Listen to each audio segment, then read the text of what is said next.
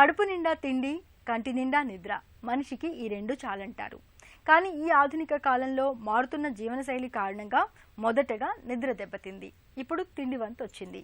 తినడానికి సమయం లేకపోవడం, మరోవైపు తినడానికి రకరకాల కొవ్వు పదార్థాలు, తినుబండారాలు అందుబాటులో ఉండడం, ఈ రెండూ ఇక్కట్లు తెచ్చిపెట్టేవే. ఫలితంగా చాలామంది ఏదో ఒక పూట తిండి మానేస్తున్నారు. ముఖ్యంగా మనలో చాలామంది ఉదయం పూట అల్పాహారం తీసుకోవడం లేదని చెప్తున్నారు డాక్టర్లు. స్కూల్కి వెళ్ళే హడావిడిలో పిల్లలు, వంట, ఇంటి పనుల ఒత్తిడిలో మహిళలు బ్రేక్ఫాస్ట్ చేయడం లేదు.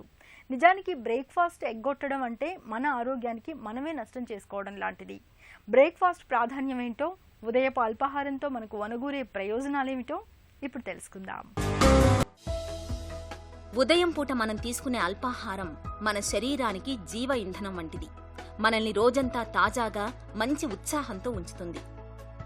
టిఫిన్ చేయకుండా ఉన్నవాళ్ళని చూడండి, కోపంతో, చిరాకుతో చిర్రుబురులాడుతూ కనిపిస్తారు. శరీరం మొత్తం నీరసంగా ఉంటుంది. నిరుత్సాహంతో ఏ పని చేయాలనిపించదు.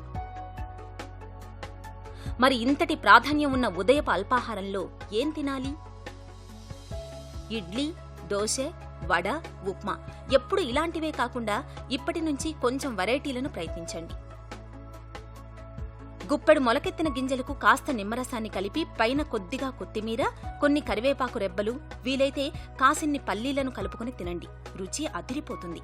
చక్కటి పోషకాలు మనకందుతాయి.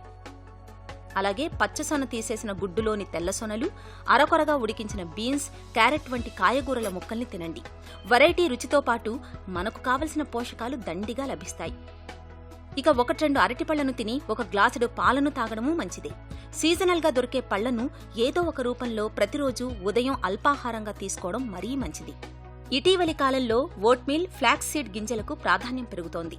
అల్పాహారంగా అవి కూడా మేలైన ప్రత్యామ్నాయాలే.